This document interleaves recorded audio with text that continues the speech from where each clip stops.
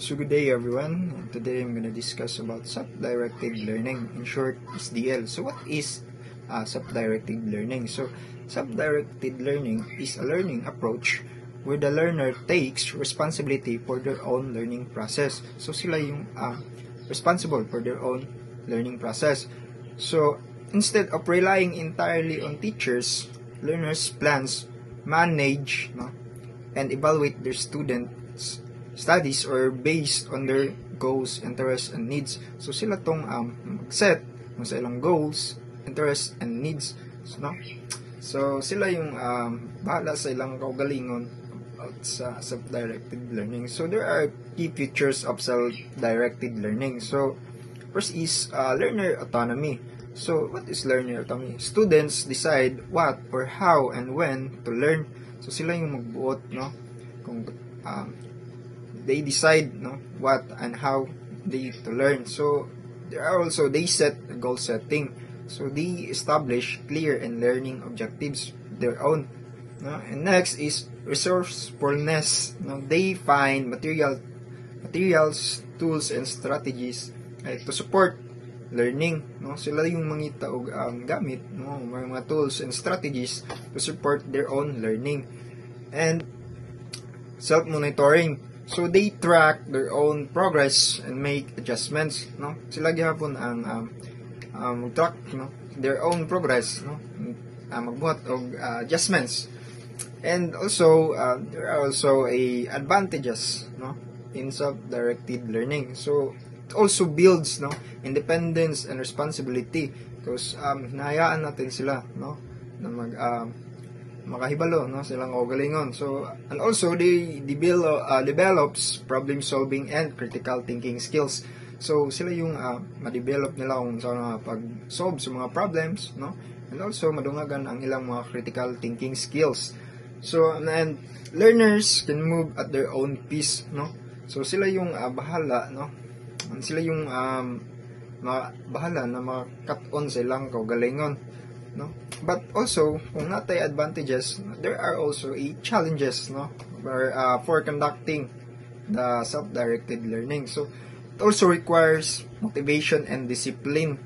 Kinahanglan siya og motivation and disciplines for sa tong kaugalingon. So learners may feel overwhelmed without guidance. So murag malain sila, so without any guidance for teachers. So also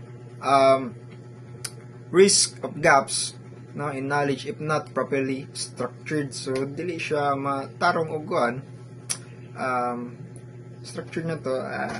Also risk of gaps of knowledge. So example of self-directed learning is kanang sa estudyante. So gusto siya makakat-on og gitara. So siya tong mag-set og goal nga makakat-on siya tulo ka kanta sa isa ka bulan. So sa iyang buhaton, so magtanaw siya video, mga video tutorial sa YouTube. So mag-practice siya every day. So ug susihon niya kung nana bay progress ang iyang gipraktisan or iyang gi-studyan. So saan niya pagkibalo kung nana bay progress. So ang iyang gamiton is magkanta-kanta silang kauban or sa iyang mga amigo. So karon mangutana siya og nana ba siya progress about sa iyang praktisan. Also mag-agad ba siya sa feedback sa iyang mga amigo or amiga. Good day everyone, my name is Rizali Bahinting Abugho, BA Ed 2C. My topic is all about guidelines in conducting self-directed learning. The first guidelines is the teacher establish high expectation. Dria ang isa ka teacher is mag-expect na jud siya sa iyang mga estudyante nga dali ra sila makatuon kada isa. The second guidelines in conducting self-directed learning is the teacher keeps students on track. Ang isa ka teacher is dili gyud mawala ang iyahang attention sa isa ka estudyante or mga estudyante. Halimbawa ani is sa isa ka classroom is maghatag ang isa ka teacher og isa ka buluhaton, ihatag niya ang instruction og deadline. So kada meeting is iyang i-check ang iyang ihatag nga mga buluhaton if naa siya makita ang isa ka estudyante nga maglisod ato, iha panghatagan og more nga mga instruction para mas makuha niya ang ihatag niya nga buluhaton.